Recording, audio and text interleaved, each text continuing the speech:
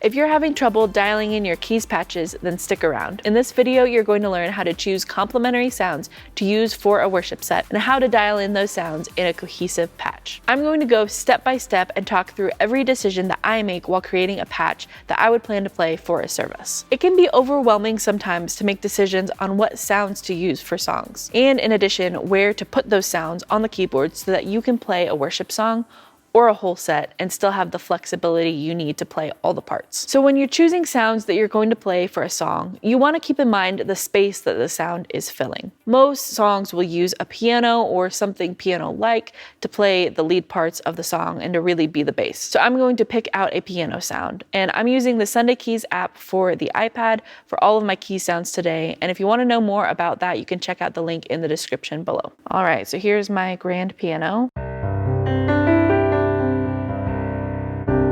A pretty basic piano to use. So next, for most songs, you're going to want some kind of pad to fill in the space underneath what you're playing. And I like to grab a warm pad. And one thing I like about the Sunday Keys app is that all of the sounds are designated into groups based on what kind of sound they are. So a warm pad is a really common type of pad. I'm gonna grab the gentle pad. And you can hear that in underneath the piano. The next sound I would want to grab is a bright pad or something that can help to build a song when you're getting into more impactful moments. So I'll go back to pads, and this time I'm going to go to the bright pads folder. I'll grab the strong pad.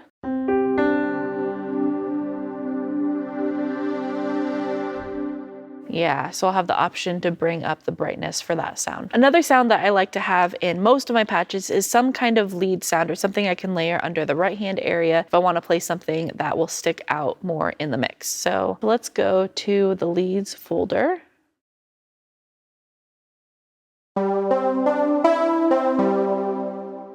I think I want something that'll fit in a little more.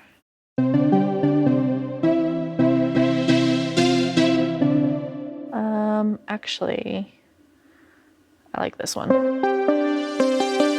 Yeah, because that one gets really bright, but it can stay pretty dark if I want it to as well. So then the last sound I'm going to grab is a bass sound. So I'll just navigate to the bass folder and pick out some kind of low sound. We'll do sub bass.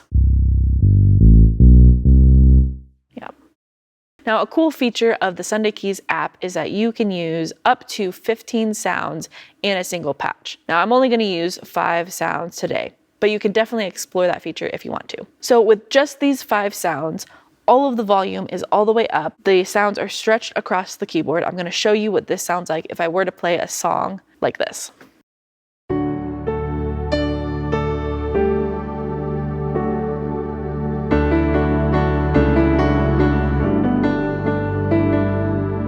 Now there's a lot going on there. The pads are all really loud, the bass is really loud. I feel like the piano gets kind of lost in the mixture of everything as well. And if I were to take this patch and play it in the context of a full worship band, what I'm playing is really gonna get lost in the mix of everything else. So let's dial this in. I'm gonna start with the layer ranges. So I can open that up here.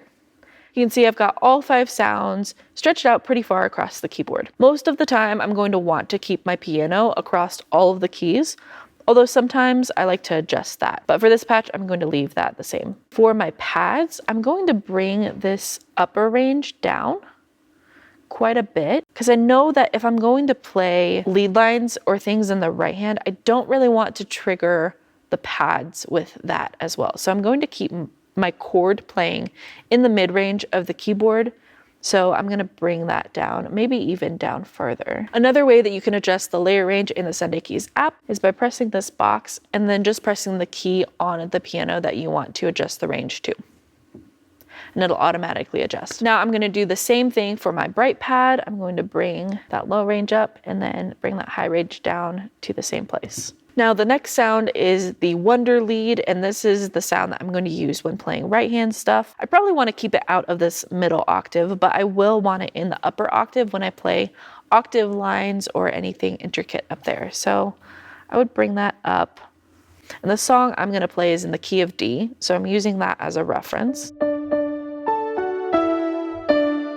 So if I play lead lines up here, I'll be able to catch that sound all the way up the rest of the keyboard. And then the last sound is the bass. And the bass likes to live in the lowest part of the keyboard. I personally like to keep it in this octave, the C1 to B1 octave.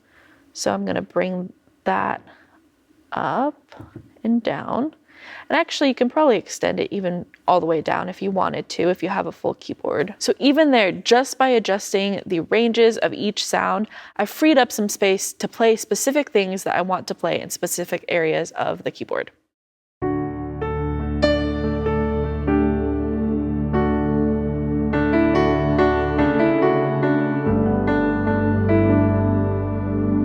The next thing I'm going to do to dial in this patch is use a MIDI effect called Easy Chord. Easy Chord makes it simple to create chord triggers in any range of the keyboard that you want to play more than one note. So I'm going to choose to use Easy Chord on the bright pad. So I'm just going to replace my MIDI effect with Easy Chord. I personally like to layer sounds in the lower left-hand range that allow me to trigger specific chords or sequences in upper parts of the keyboard. So for the bright pad, I'm going to trigger chords that are up higher on the keys, but I'm going to make it so that when I play octaves or single notes in the left hand, those notes are triggered. I'm going to start with a D chord, and I think I want to play these notes. And then my next chord would be an E minor. I'm just gonna put in the notes that I would want to trigger.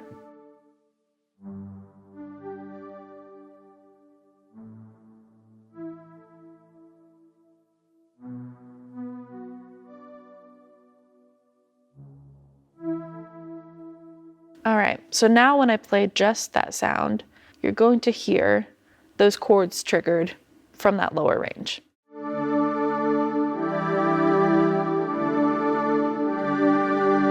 Versus if I were to turn off that MIDI effect, here's what you would hear if I just play those single notes. So this effect really allows you to expand what you're playing and what you're able to play without it. And you know what? I'm actually going to adjust my layer range for this bright pad because I only added chord triggers in this octave. So now my layer ranges really reflect what is playable and what I'm going to hear when I play. So the next thing I'm going to do to dial in this patch is a round of volume mixing. To do this, I'm going to choose the primary sound for this patch, which is the piano, and I'm going to bring it all the way up and play and see what it sounds like.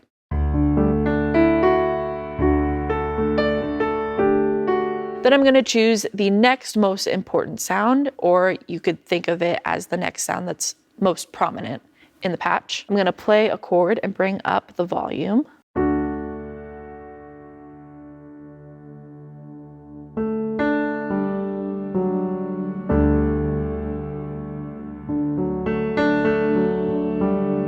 And I feel like that is a good mix between those two sounds. So then I'm going to move on to the next sound, which is the bright pad.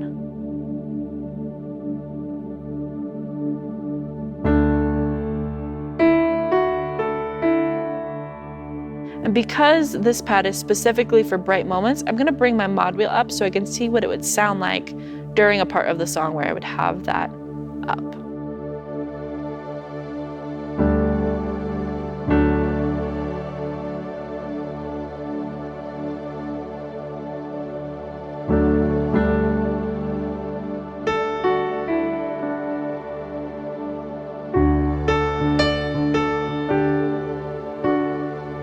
So far, I like that because I can still hear the piano part and the other two sounds are mixed in underneath that as well. So the next sound I'm going to do is the bass because that is layered in the same range as all the other sounds. So let's play a chord, bring up the bass.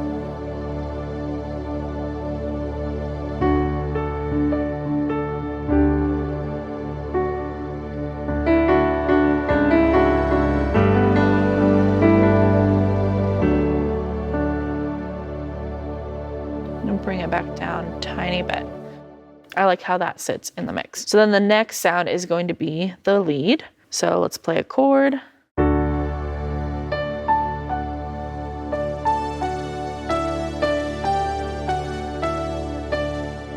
Now remember, the mod wheel's all the way up, so this lead sound is going to be very bright. But if I were to bring it down, this is what it would sound like at that position.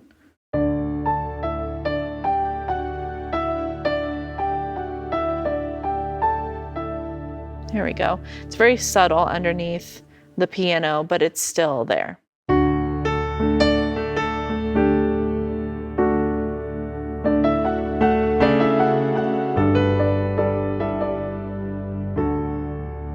Another cool feature of the Sunday Keys app is the Snapshots feature. With Snapshots, I can save all the settings that I just created for these 5 sounds by pressing that little save icon. Then I can select my second snapshot, and if I wanted to change the settings for a different portion of the song, like when it would build to a bigger, louder sound, I can do that here. So I could bring up my mod wheel, and I could adjust the levels of any of the sounds. Let's say I want the bright pad to be a little bit brighter for this section and the bass to be louder, maybe even the lead sound to be louder as well. And then I will save that snapshot there. So then when I go back to the first snapshot, all of those settings will adjust naturally. So let's say I start during the beginning of the song and want to build to a bigger part.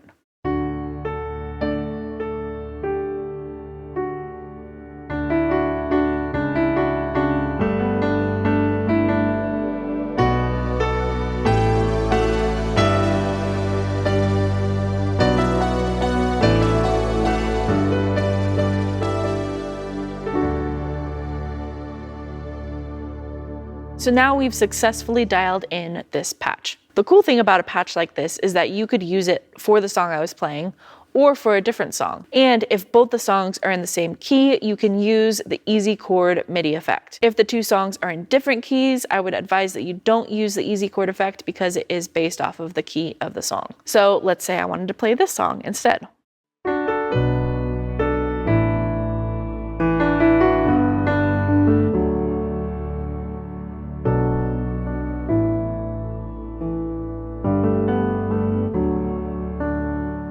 All the sounds in this video are in the shared setlist link in the description. If you have an active Sunday Keys license, you can download this patch there. If you want to learn more about how to use the Sunday Keys app for your worship rig, check out this video.